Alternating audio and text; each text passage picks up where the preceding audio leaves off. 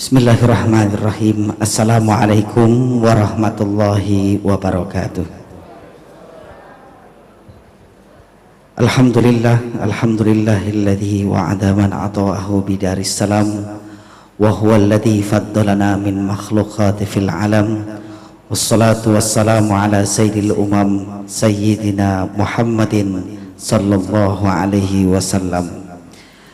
Hadirin kaum muslimin jamaah salat maghrib Masjid Agung Sunda Kelapa yang sama-sama dimuliakan dan dicintai Allah.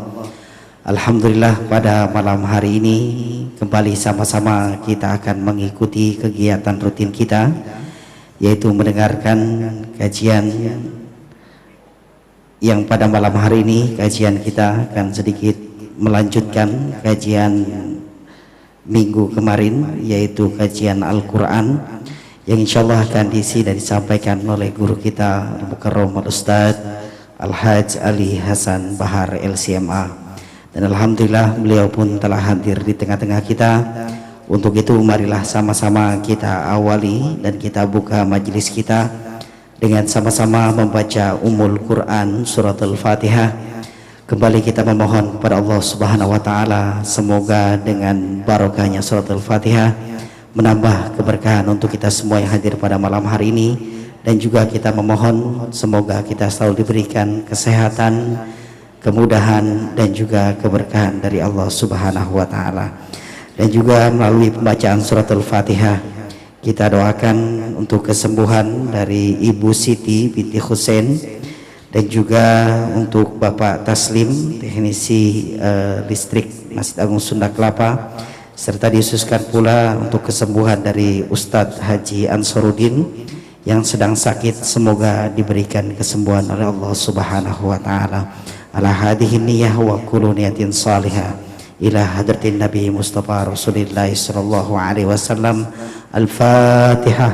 A'udzubillahi minasyaitonir rajim. Bismillahirrahmanirrahim. Alhamdulillahirabbil alamin arrahmanir rahim maliki yaumiddin.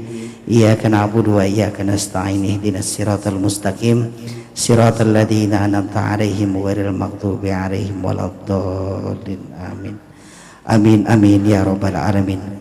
Hadirin bapak-bapak dan ibu-ibu dan juga para pendengar setia Radio MSK dimanapun Anda berada, selanjutnya marilah kita sama-sama akan mendengarkan dan menyimak kajian Al-Quran kita pada malam hari ini yang akan disampaikan oleh Al-Mukarram Al-Ustadz Al-Hajj Ali Hasan Bahar LCMA. Kepada beliau dengan segala hormat kami persilahkan. Bismillahirrahmanirrahim. Assalamualaikum warahmatullahi wabarakatuh. Alhamdulillah wassalatu wassalam ala nabiyyina wa rasulina wa imamina wa hujjatina wa maulana Muhammad Rasulillah wa ala alihi wa ashabihi wa man tabi'a hudahu wa walah wa la hawla wa la quwata illa billah. Puja dan puji syukur senantiasa kita haturkan kehadirat Allah Subhanahu wa taala. Salawat dan salam untuk Nabi besar Muhammad sallallahu alaihi wasallam, untuk keluarga beliau, para sahabat beliau, dan seluruh pengikut beliau yang setia sampai akhir masa. Saudara-saudara hadirin dan hadirat yang dirahmati oleh Allah Subhanahu wa taala, malam hari ini kita akan lanjutkan yang berkaitan dengan kajian Al-Quran. Pada kesempatan yang lalu kita sudah menyimak apa-apa yang berkaitan dengan definisi Al-Quran. Al-Quran adalah bacaan sempurna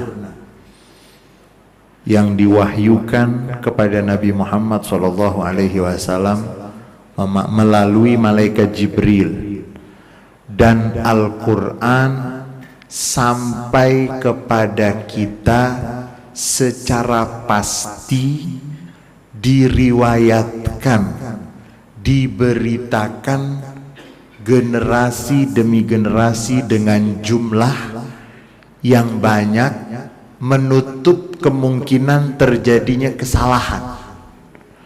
Jadi kalau berita yang membawakan informasi satu orang, bisa jadi beritanya, tapi kalau yang membawa beritanya itu 10 orang, kemungkinan salahnya itu kecil. Al-Quran diturunkan oleh Allah kepada Nabi Muhammad, lalu yang meriwayatkannya, yang memberitakannya, yang membawanya bukan satu, bukan dua, tapi jumlah yang banyak, sehingga menutup kemungkinan terjadinya kesalahan. Dan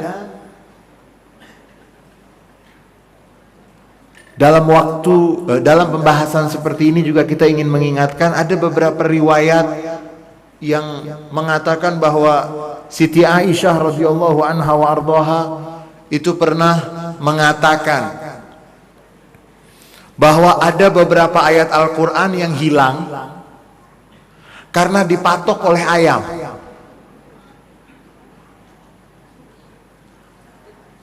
Karena kita sibuk, karena kami sibuk mengurus Rasulullah Shallallahu Alaihi Wasallam yang dalam keadaan sakit, kemudian tiba-tiba masuk, mungkin seperti ayam ataupun, lalu ada tulisan Al-Quran, karena zaman dahulu kan Al-Quran ditulis bukan di atas kertas. Ternyata yang ada tulisan Al-Quran itu dipatok.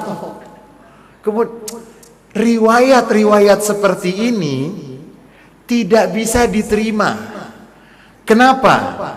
Kalau pernah terjadi tulisan Al-Quran hilang, dipatok lagi sama binatang, berarti kemungkinan juga tulisan Al-Quran yang lain bisa hilang juga, sehingga membuka pintu keraguan. Lalu para ulama mengatakan riwayat itu tidak bisa dipertanggungjawabkan, sehingga tertolak, bertentangan dengan kenyataan. Kemudian ada juga riwayat yang mengatakan bahwa Abdullah bin Mas'ud radhiyallahu anhu wa ardhah tidak mengetahui al-mu'awwidzatain, tidak mengetahui Qul a'udzu birabbil falaq dengan Qul a'udzu birabbin nas. Bahkan beliau menentang bahwa itu dari Al-Quran. Ulama mengatakan riwayat itu dan riwayat-riwayat seperti itu tidak bisa dipertanggungjawabkan. Bagaimana seorang seperti Abdullah bin Mas'ud tidak tahu kalau Qul a'udzu birabbil falaq dengan Qul a'udzu birabbin nas bagian dari Quran? Bagaimana orang seperti Abdullah bin Mas'ud?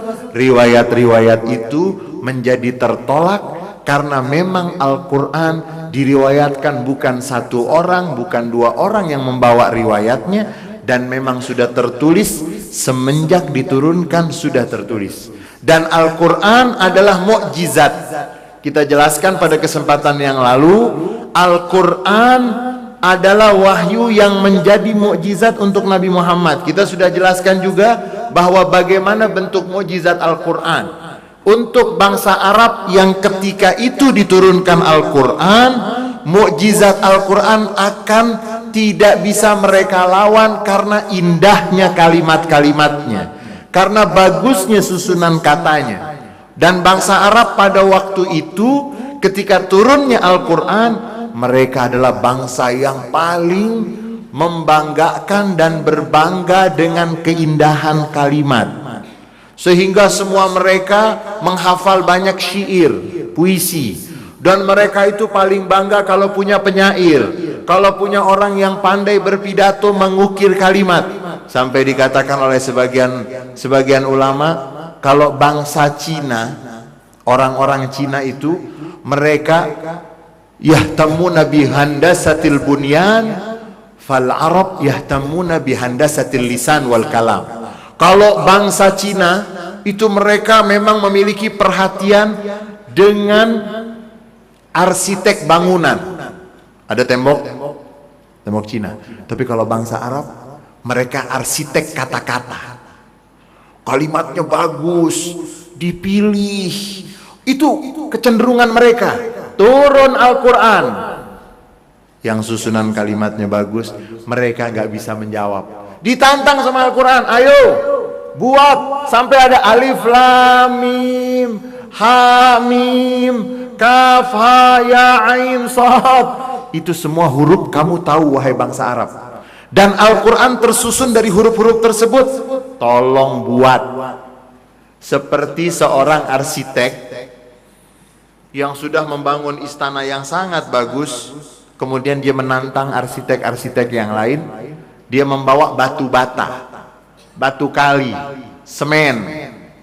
Dia mengatakan, semen, batu kali, batu bata, lihat indahnya, silahkan kamu buat. Nih, materi dasarnya dari batu yang kamu tahu, dari semen yang kamu tahu, kurang lebih alif lam mim ha mim kaf ha ya ain sad. Itu menjadi teguran bahwa Al-Quran ini huruf-hurufnya kamu kenal, dan kamu orang-orang yang paling sibuk dan perhatian bagaimana menjadi arsitek kalimat dan kata-kata. Al-Quran menjadi mukjizat untuk bangsa Arab, lalu Al-Quran menjadi mukjizat untuk bangsa yang non-Arab. Bagaimana?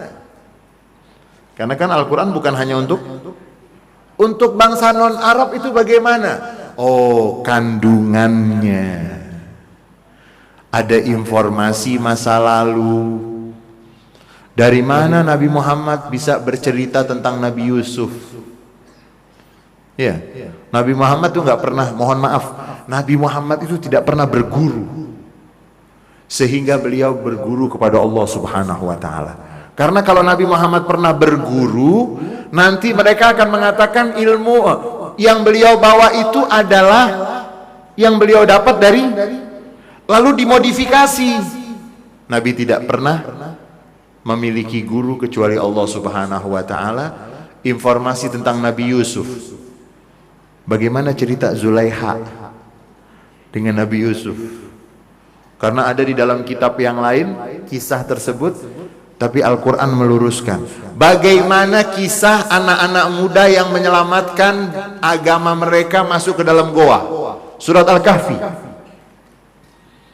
Itu berita masa lalu. Berita yang akan datang seperti yang kita sebutkan pada kesempatan yang lalu, surat Ar-Rum.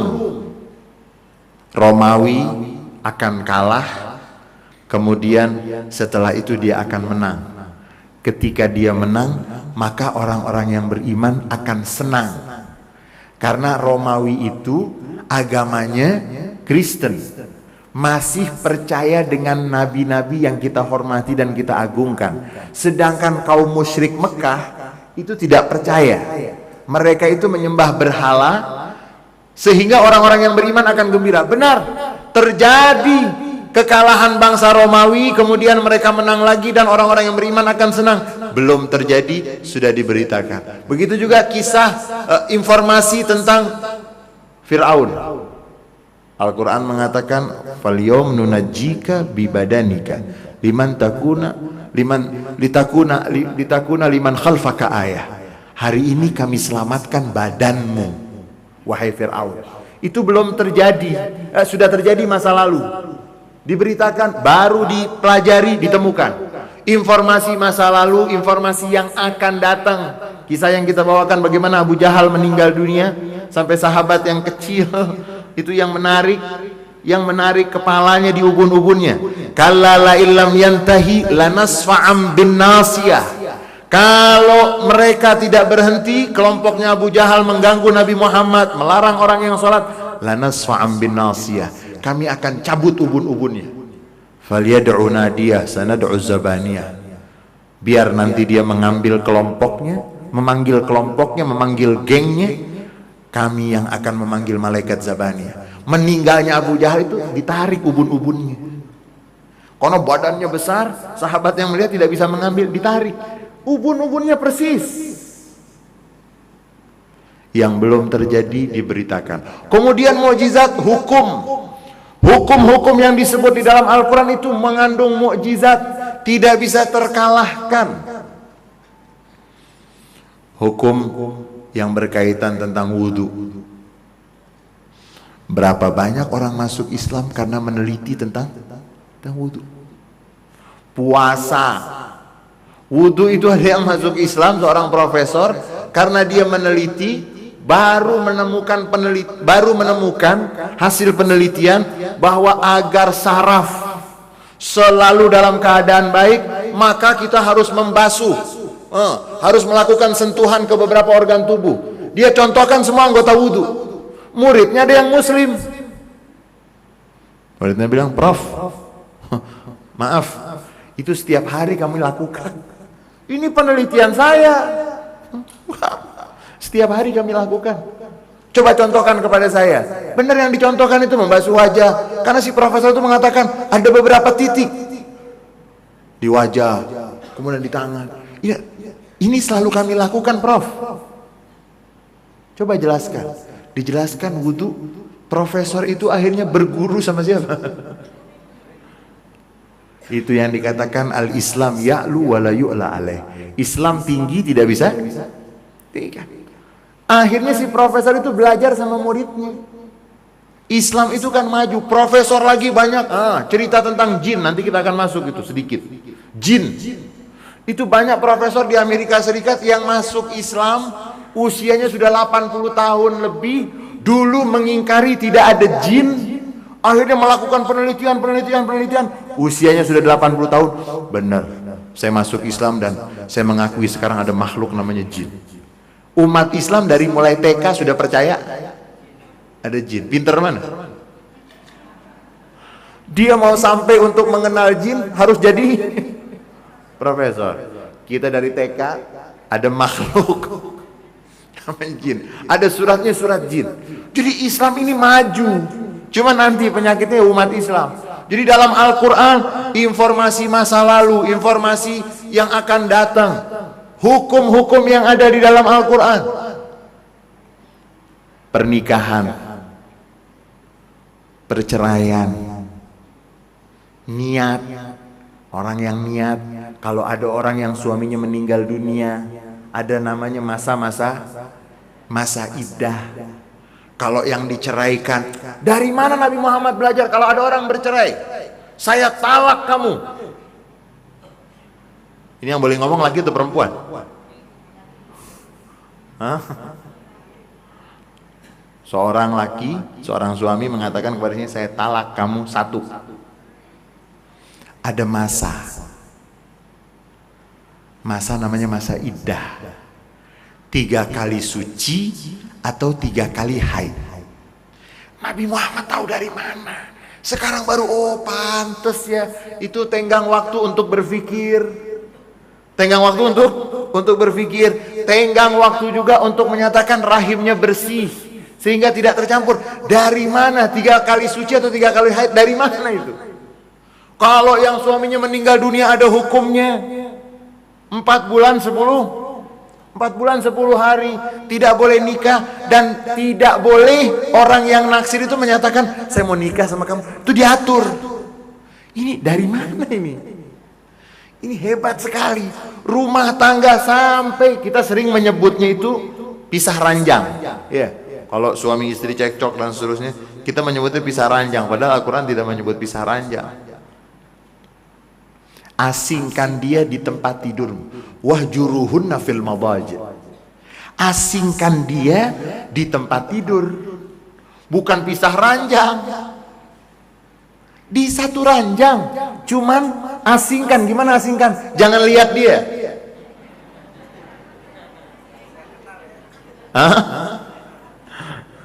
Itu bukan pisah ranjang, apalagi pindah kamar. Anak ngelihat, mertua satu rumah lagi sama mertuanya pusing. Islam mengatur, dan ini sesuai dengan psikologi rumah tangga.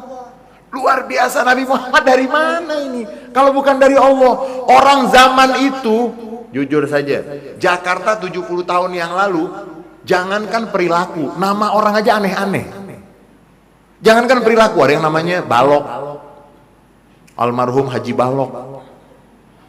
Kita tidak mencela, nama saja aneh, perilakunya juga.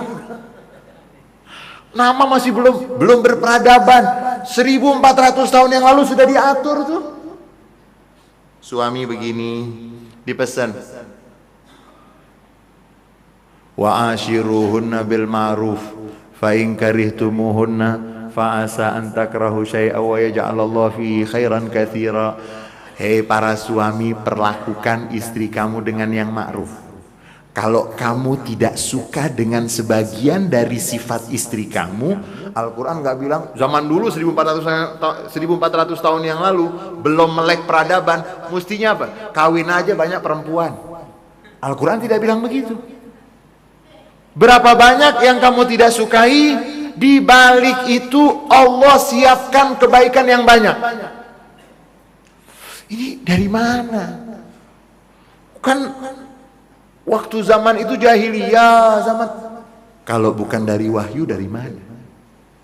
Dan Nabi Muhammad orang yang pas menerima wahyu. Saya mau kasih contoh orang yang nggak pas begini. Orang yang tidak kuat mentalnya, dapat mimpi buruk tambah stres dia. Baru mimpi. Ya, Nabi Muhammad ini Shallallahu Alaihi Wasallam pas, mentalnya kuat, semuanya, sehingga ketika beliau mendapatkan nggak salah.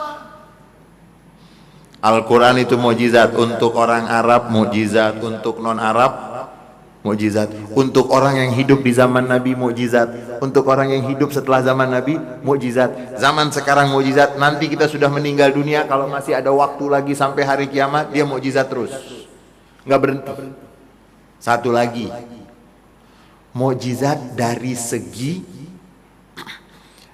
ilmu suara. Kalau kita baca Al-Quran, suara kita nggak bagus saja.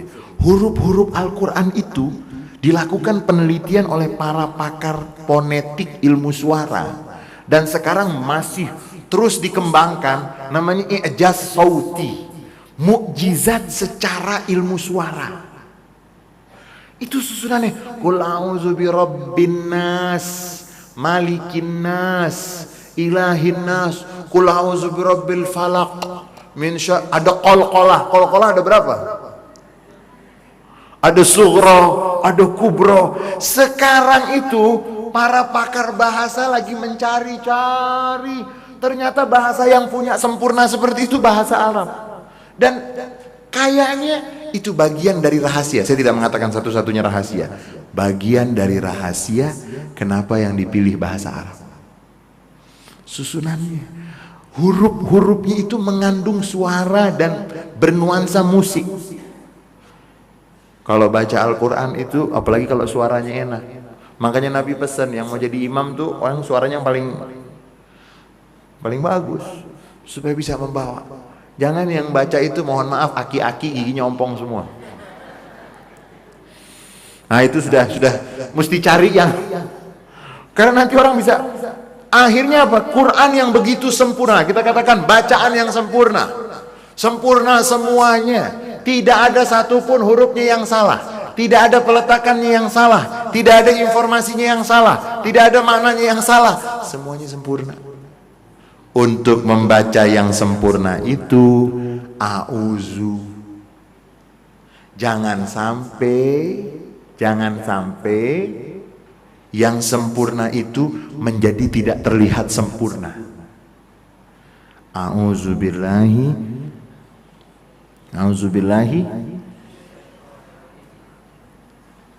A'udzubillah minasyaitan. Aku berlindung. Namanya ta'awuz, istilahnya itu ta'awuz. Hukumnya apa ta'awuz itu? Di dalam Al-Quran surat An-Nahl, fa idza qara'tal Qur'ana fasta'idz billahi minasyaitonir rajim. Surat An-Nahl ayat 98. Apabila kamu di sini siapa? Itu nanti ada ilmunya, ada aturannya. Kalau kembali kepada Quran dan Sunnah, terjemahan. Itu namanya kembali kepada terjemahan Quran. Kalau terjemahannya salah, berarti dia yang salah Qurannya atau terjemahannya? Banyak orang yang tersesat di situ.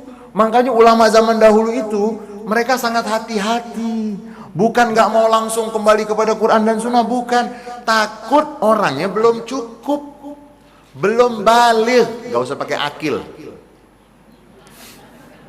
Belum balik, belum sampai, belum akil. Maaf, belum akil. Gak usah pakai M.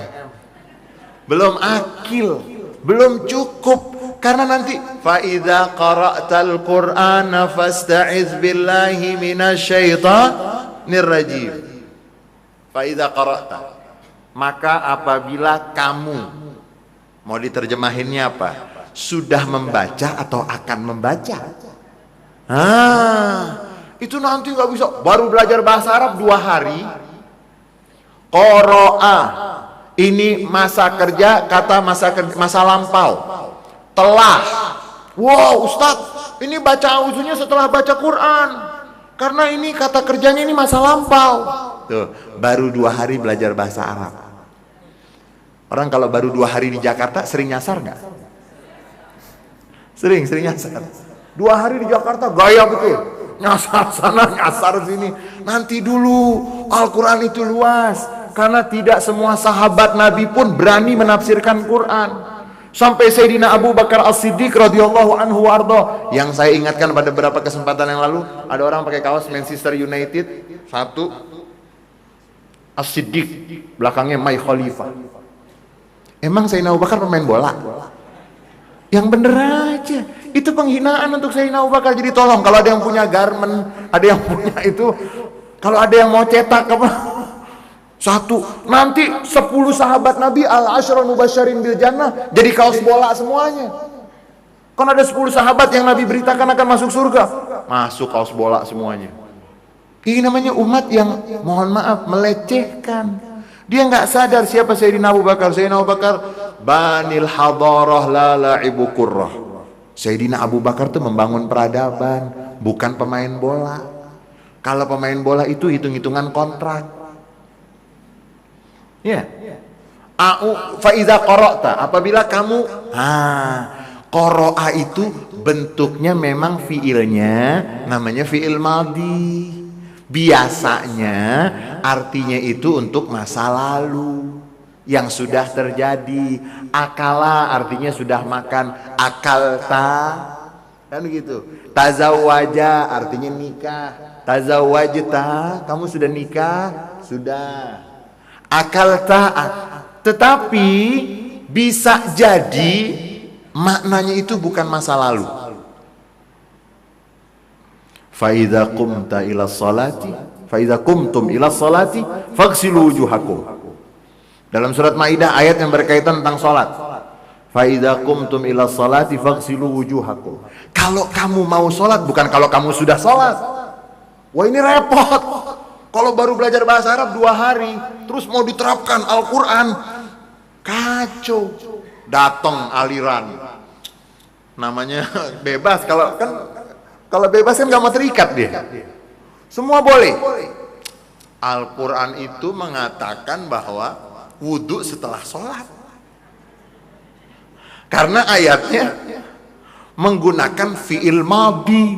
Fi'il madhi itu dalam bahasa Arab artinya masa lalu. Jadi fa iza qumtum ila sholati faghsilu wujuhakum, nanti akan lahir orang-orang yang tersasar tadi. Akan ada aliran yang mengatakan wudunya setelah sholat. Fa idza qara'ta fa idza qumtum ila sholati, kalimatnya memang dengan fi'il madhi, tapi maksudnya itu akan. Dari mana mendapatkan itu? Dibantu oleh hadis Nabi. Makanya tidak berani Sayyidina Abu Bakar As-Siddiq itu mengatakan, a'udzubillah, aku mohon perlindungan kepada Allah, aku berkata satu kalimat terhadap Al-Quran yang aku tidak mengetahuinya. Bumi yang mana yang akan menerima aku? Bukan kayak orang sekarang kan, ada pengajian itu kembali kepada Quran dan Sunnah, masing-masing pegang Quran terjemahan, ayo silakan, ayo baca, menurut kamu gimana? Menurut kamu? Loh, ini kok Quran jadi turun. Bukan dia naik kepada Quran, malah Quran. Jadi itu Al-Quran itu menyebut hanya sekian kali. Sholat itu disebut dalam Al-Quran waktunya 3 kali. Aqimis sholata ila liduluki syamsi ila ghasakil laili wa Qur'an al-fajri inna Qur'an al-fajri kana masyhuda. 3 kali. Jadi waktu sholat itu 3 kali. Dari mana? Nah, itu tadi nanti akan lahir madhab. Bukan madhab, kalau madhab ada aturannya. Akan lahir pemikiran wudhu setelah sholat. Iya, akan lahir. Karena apa? Karena tidak memahami. Nanti itu ada aturannya. Harus pertama bahasa Arab. Dan bahasa Arab itu bukan Al-Quran yang ikut sama kaidah bahasa Arab. Tapi kaidah bahasa Arab itu tunduk kepada Al-Quran. Karena lebih kuat mana Al-Quran dengan kaidah bahasa Arab? Quran. Kelihatannya bertentangan dengan kaidah bahasa Arab, tetapi kaidah bahasa Arab itu yang harus tunduk kepada Al-Quran. Fa idza qara'tal Quran, apabila kamu ingin membaca Al-Quran. Kalau ini ayat ini masih tidak begitu bermasalah. Kalau ada yang menafsirkan atau ada yang berpegangan setelah baca Quran juga auzu, nggak salah juga. Tapi kalau ayat wudu mau diartikan setelah sholat baru wudu, wah itu akhirnya nanti untung saja kita banyak ulama yang bisa menjelaskan. Kalau tidak akan terjadi kekacauan. Kalau kamu ingin membaca Al-Quran, fasta'iz billah, maka mohon perlindungan. Karena Al-Quran itu bacaan sempurna. Jangan sampai setan. Karena setan itu tidak pernah mengganggu secara direct dan langsung. Tapi dia menggunakan tipu daya. Yang buruk menjadi bagus, itu kerjaan setan. Yang bagus menjadi buruk. Kerudungan ya buat wanita. Pakai kerudungan kamu kayak TKW. Kebuka dong sedikit biar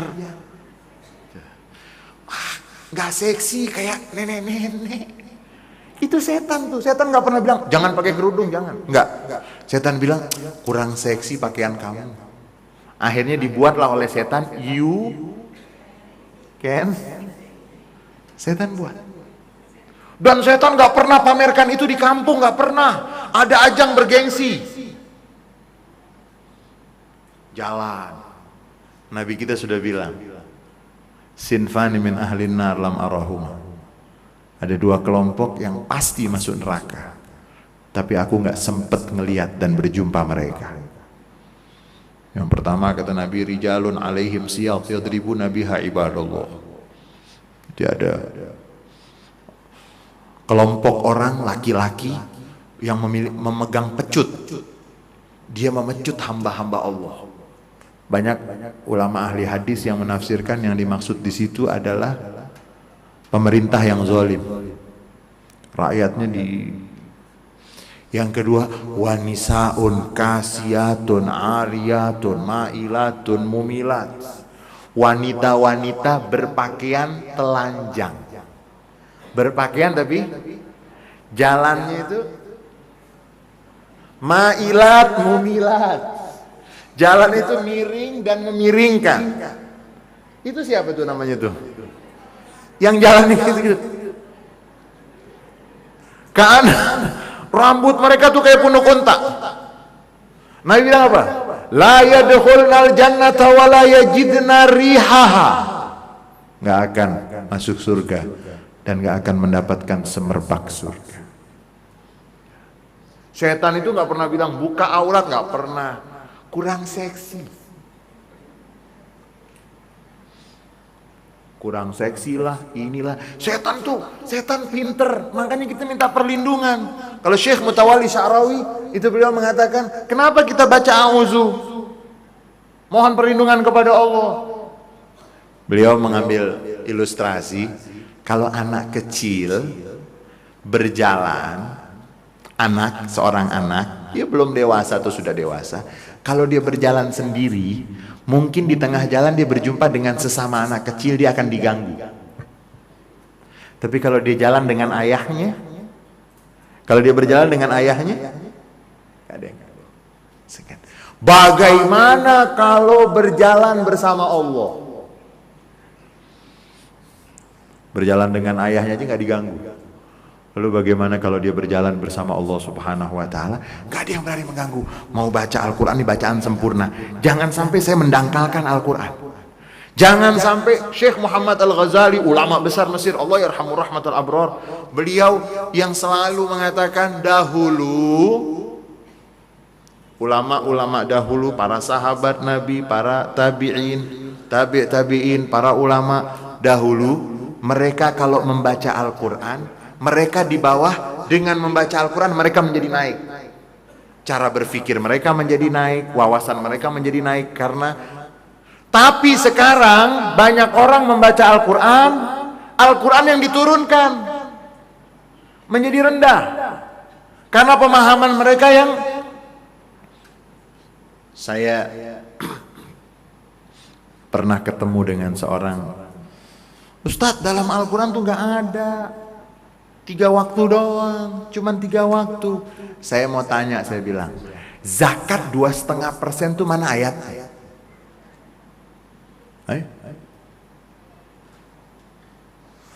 Sholat, ruku, sujud, anggota sujud, boleh nggak kita sujud kepala kita begini? Boleh nggak? Ini harus anggota sujud dari mana? Mana ada dalam Al-Quran itu ayat yang mengatakan kalau sujud kening ya yang kena, tangan ya. Dari mana itu semuanya? Nanti Al-Quran memberikan secara global, baru nanti ada hadis yang nggak bisa dalam Al-Quran nggak ada. Dalam Al-Quran juga nggak ada disebut kamu masuk surga. Apa ada ayat yang mengatakan Anda masuk surga? Nggak ada. Berarti Anda nggak masuk surga dong. Bukan seperti itu yang tidak disebut Al-Quran. Kita lihat lagi, apakah itu bagian disebut dalam hadis Nabi, disebut kesimpulan dari beberapa hadis Nabi. Karena sudah azan. Berapa menit?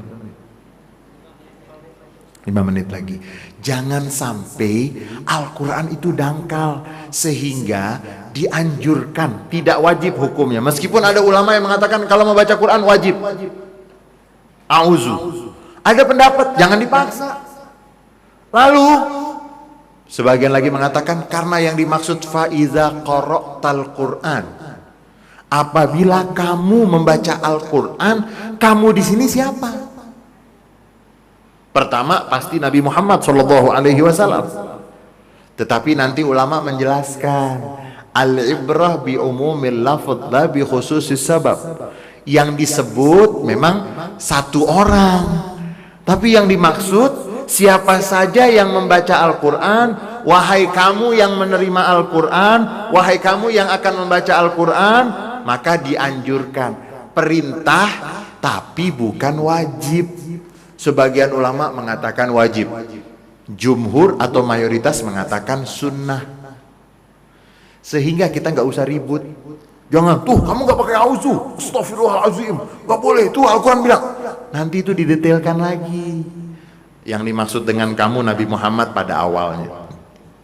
Tetapi nanti maknanya akan menjadi luas untuk siapa saja yang akan baca Al-Quran. Kemudian tidak wajib hukumnya, tapi sunnah.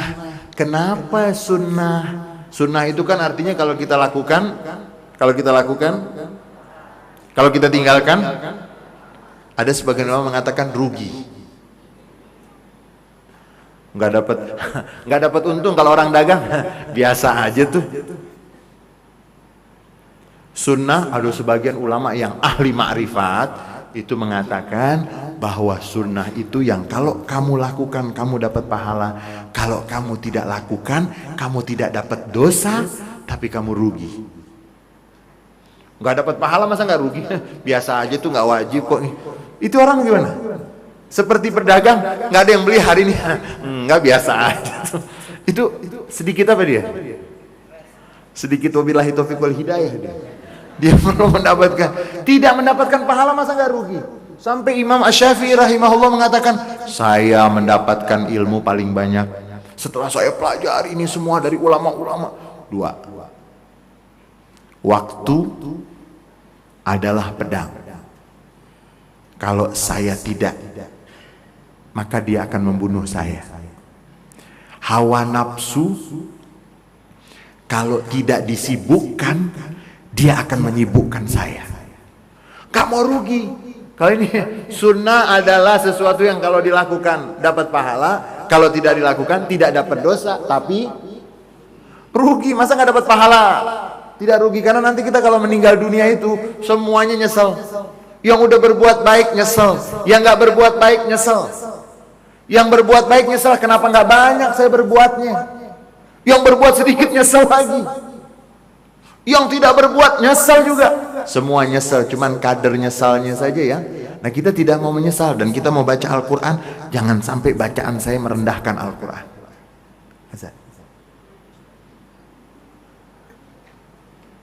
Kalau belum azan, Nabi mengatakan di antara yang akan mendapatkan azab pertama-tama adalah orang yang baca Al-Quran, orang yang berilmu, mujahid, orang yang jihad, qari'ul Quran, alim wal mujahid. Imam Qurtubi di dalam muqaddimah tafsirnya, beliau mendetailkan tentang itu, karena beliau mengatakan bahwa Nabi sudah mengingatkan. Lalu nanti mereka itu semua mengatakan, ya Allah, kami kan qari, kami udah baca. Ya, kamu baca bukan untuk aku. Setan masuk nggak tuh berarti? Kamu baca lisum'ah, supaya, makanya auzu, mohon perlindungan jangan sampai awalnya mungkin baik, mungkin ini. Yang pertama-tama diazab itu qari, alim, orang yang berilmu. Ya Allah, saya sudah menuntut ilmu. Tidak, bukan karena aku ilmumu, untuk kamu membodohi yang bodoh. Karena dia berilmu, dia bisa. Yang ketiga itu mujahid, jihad. Ya Allah, saya ini darah saya sudah saya teteskan untuk ya. Kamu jihad untuk kamu disebut sebagai pahlawan, dan kamu sudah dapat gelar itu di dunia. Jangan minta lagi sama saya, kamu sudah dapat. A'udzubillahi minasyaitonirrajim, menekankan kepada kita jangan sampai setan punya celah sedikit pun untuk bisa mengganggu kebaikan yang akan kita dapat. Kita dengarkan azan Isya lalu kita akan lanjutkan.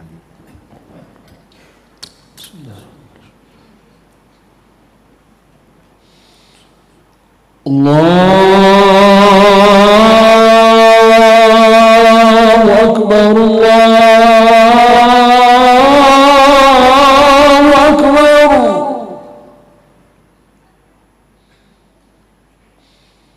Allahu Akbar, Allahu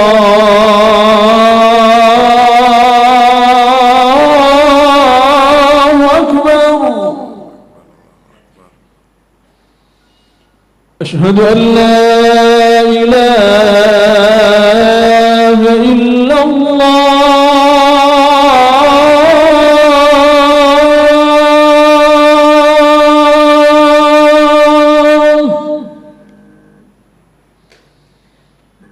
Asyhadu an la ilaha illallah.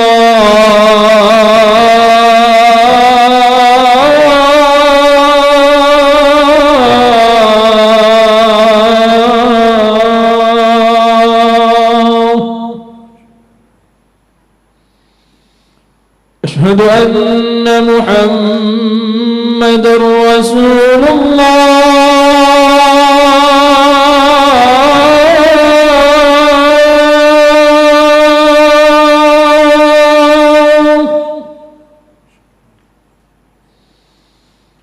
أشهد أن Muhammadar Rasulullah.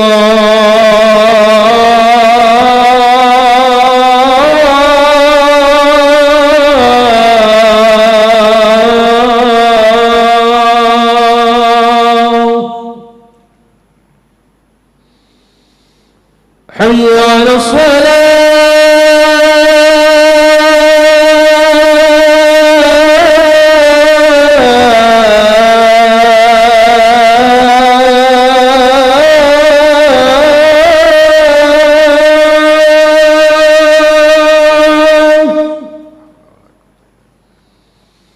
حي على الصلاة.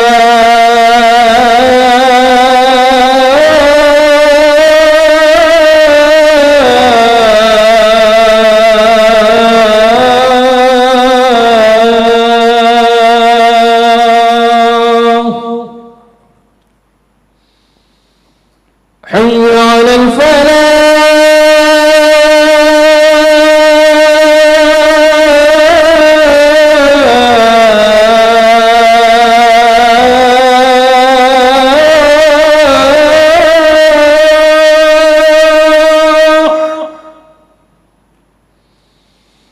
حي على الفلاح.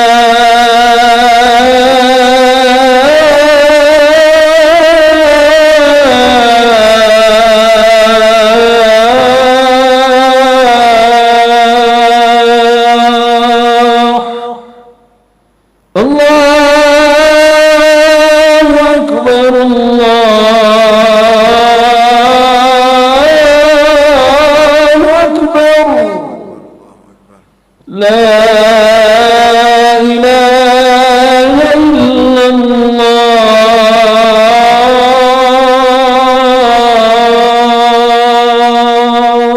لا إله إلا الله محمد رسول الله صلى الله عليه وسلم.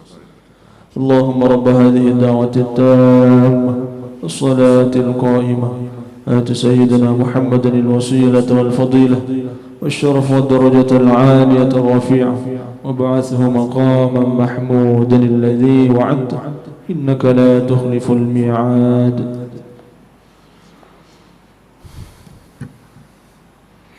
Memohon perlindungan karena kita akan membaca bacaan yang sempurna. Jangan sampai setan membuat kita tidak mendapatkan apa yang semestinya kita dapatkan dari bacaan tersebut. Sehingga hukumnya adalah sunnah, tetapi jangan diartikan kalau tidak melakukan tidak apa-apa. Kita harus ingatkan diri kita kalau tidak melakukan itu rugi. Karena sunnah yang dilakukan, apabila dilakukan mendatangkan pahala, apabila ditinggalkan tidak dosa. Tapi kita mengingatkan kepada diri kita, rugi. Siapa sih yang tidak mau pahala? Karena nanti kita di akhirat sekecil apapun kita sangat membutuhkan.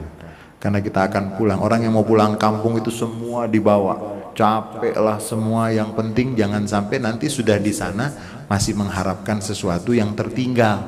Kemudian tidak diwajibkan untuk membaca tersebut, namun paling bagus dan sunnah dengan membaca a'udzubillahi minasyaitonirrajim. Lalu setelah kita membaca a'udzu, lalu membaca bismillah.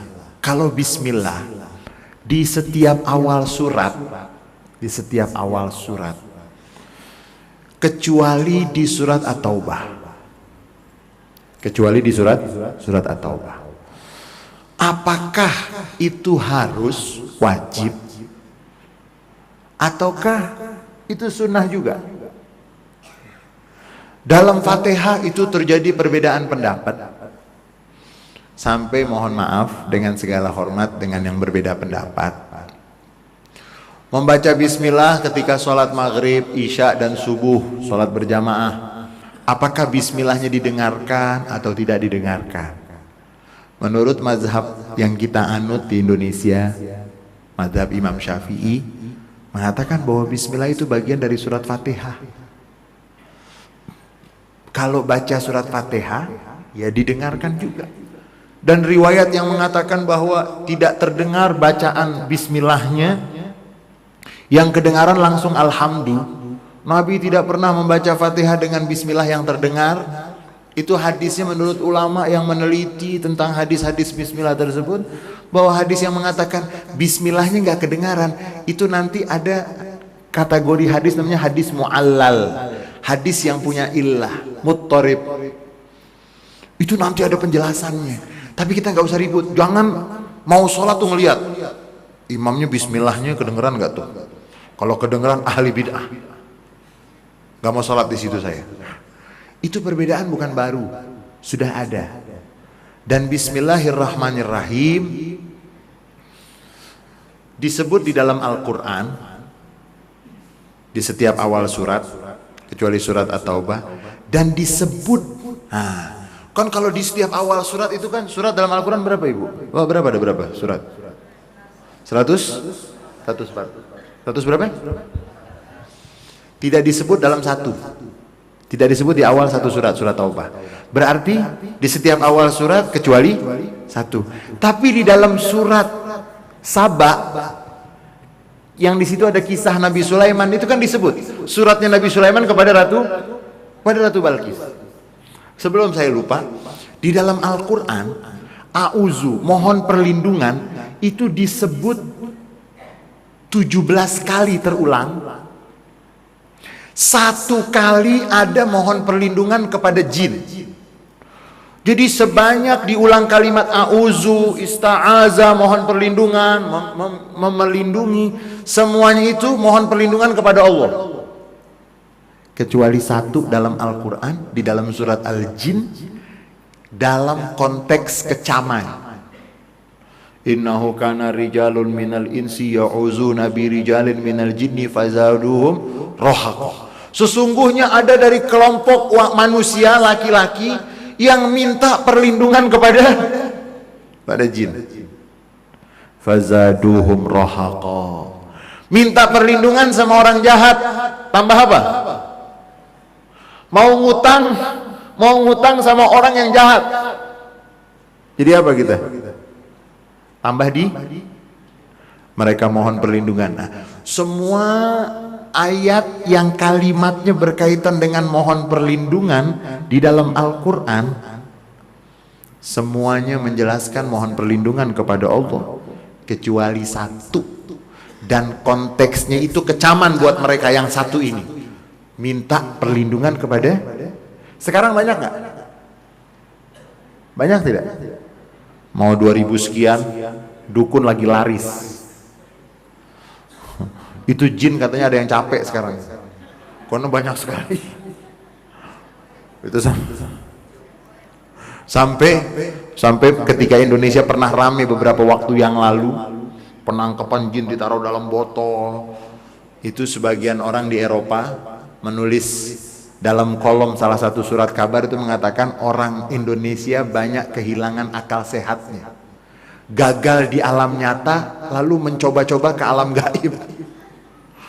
Masa jin bisa dimasukin ke dalam botol, koruptor nggak ketangkep? Mana lebih halus? Mana lebih halus? Koruptor sudah ketangkep masih bisa keluar. Katanya jin dimasukkan dalam botol, dimasukkan dalam itu. Lebih baik nangkep koruptor daripada nangkep jin. Kehilangan akal sehatnya, gagal di alam nyata, mencoba-coba ke alam. Jadi mohon perlindungan dalam Al-Quran semuanya kepada Allah kecuali satu, dan itu konteksnya adalah kecaman. 17 kali ayat-ayat Al-Quran berbicara tentang mohon perlindungan, semuanya kepada Allah. Satu dari 17 itu, satu yang mohon perlindungan kepada jin, dan itu dikecam. Karena ketika mereka mohon perlindungan kepada jin, mereka malah tambah susah. Lihat orang yang bermain dengan jin, kenapa sih Tuhan gak tunjukin sama kita jin kelihatan? Kalau kelihatan kita gak jadi makan. Mau makan gede bener nih. Iya. Kenapa ditutup? Ini rahmat Allah besar. Coba kalau kelihatan. Mau makan gak jadi makan. Iya. Mau nikah, mau pernikahan nih, jin kan datang juga tuh. Untung aja gak kelihatan. Coba kalau jin datang, pengantinnya gemeter. Terus Nggak jadi. Allah sudah tutup, jangan coba-coba. Udahlah yang udah ditutup biarkan. Jangan cari-cari malam Jumat panggil. Akhirnya yang datang bukan jin, rajanya jin.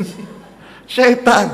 Mohon perlindungan kepada Allah. Mau membaca Al-Quran, jangan sampai bacaan yang sempurna hilang kebaikannya karena tidak mohon perlindungan. Lalu setelah itu baca bismillah. Kalau dari awal surat disunnahkan membaca bismillah. Kalau dari awal, kecuali surat At-Taubah. Nah, menarik. Ada sebagian ulama ahli tasawuf mengatakan semuanya itu pada baknya. Maknanya itu tergantung pada bak. Kita tidak seperti itu, kita tidak mau berlebihan, tapi kita mau lihat bismillah, apa arti ba? Dan coba ingat-ingat bismillah dengan ayat dalam Al-Quran Iqra bismi. Tulisannya beda gak? Yang muslim mana yang muslim? Saya mau tanya sama yang muslim yang suka baca Quran. Bismillah dengan Iqra bismi rabbika, tulisannya beda nggak? Tuh PR.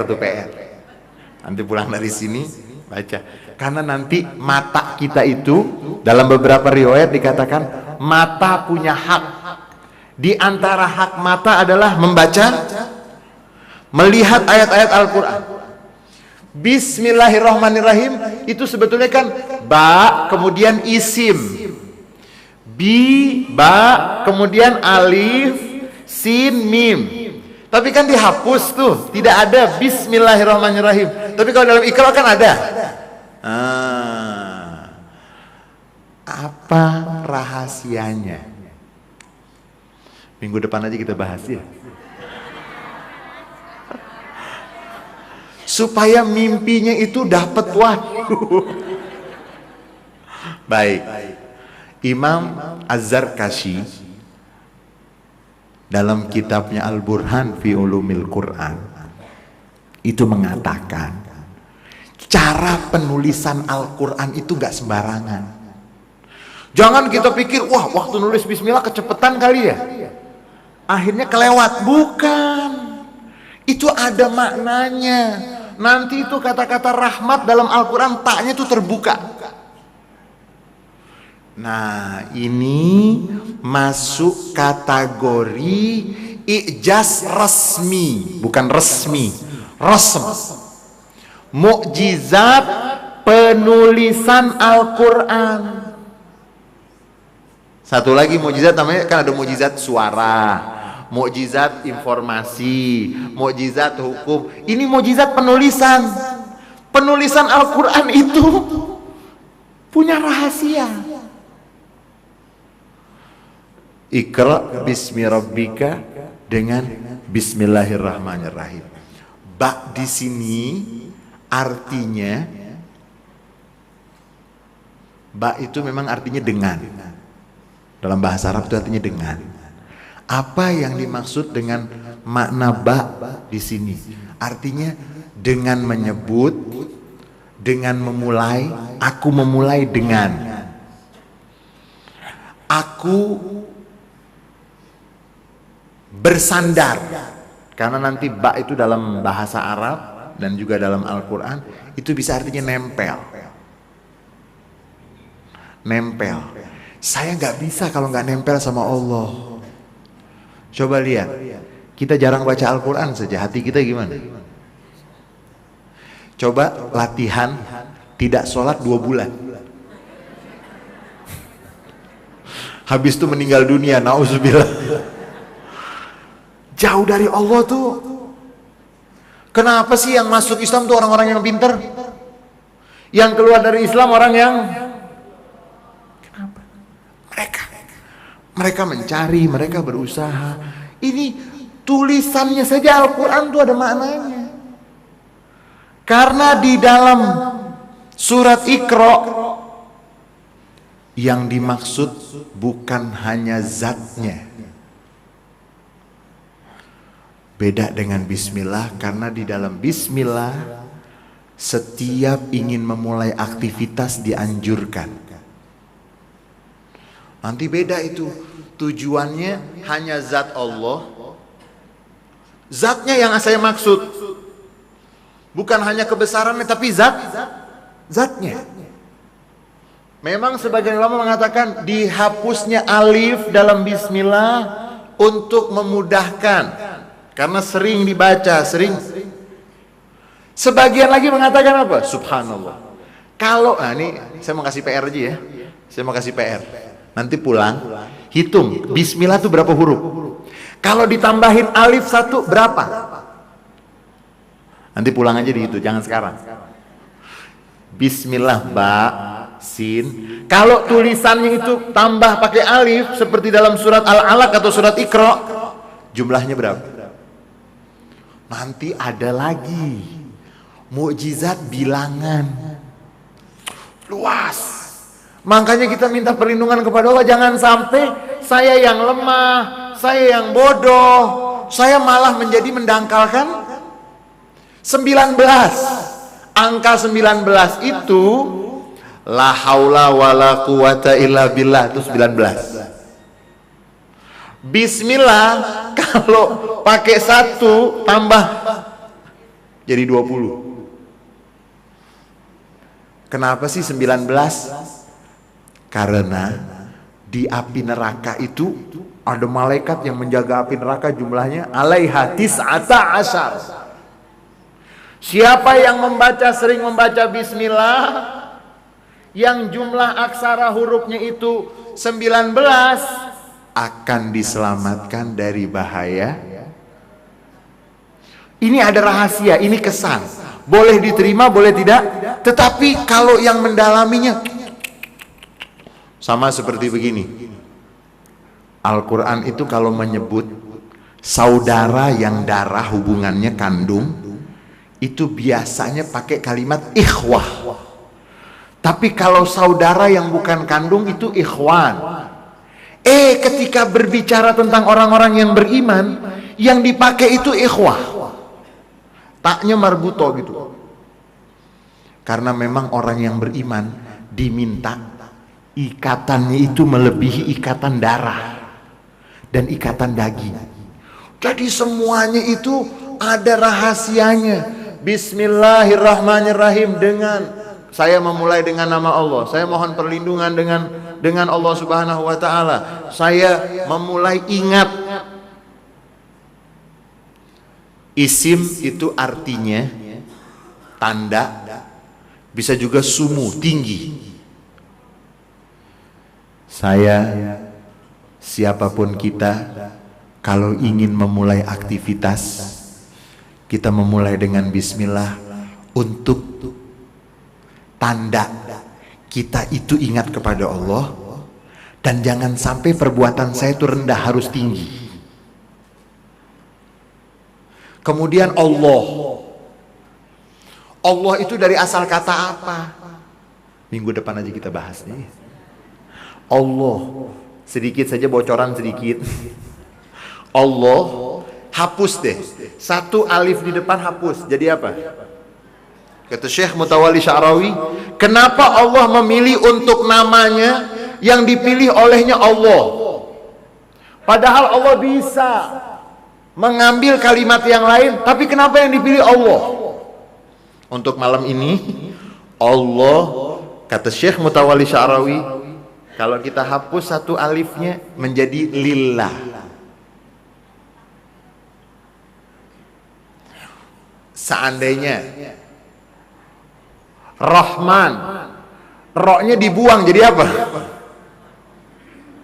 Jadi apa? Jadi apa?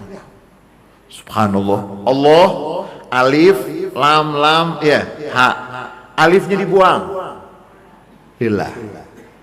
Lamnya dibuang, lahu, lahul mulku walahul hamdu, ya, miliknya, untuknya. Dibuang lagi lamnya, hu. Makanya suka ada orang berzikir hu, yang dimaksud huwa. Dibuang, dipreteli 1 persatu, maknanya nggak habis.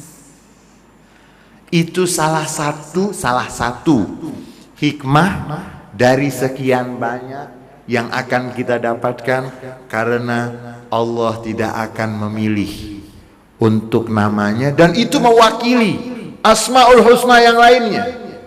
Baru nanti kita akan melihat Ar-Rahman dan Ar-Rahim, lalu kita akan memilih ayat-ayat dari juz 28, 29 sampai 30. Mudah-mudahan Allah berikan usia kita penuh dengan keberkahan, panjang umur dalam taat kepada Allah, penuh dengan kebaikan, dan mudah-mudahan Allah berikan kepada kita ilmu yang akan mendekatkan diri kita kepada Allah, mendapatkan kelezatan ibadah kepada Allah Subhanahu wa taala. Banyak kurangnya dari saya, hadanallahu wa iyyakum ajmain. Mudah-mudahan kita kejumpa pada kesempatan yang akan datang.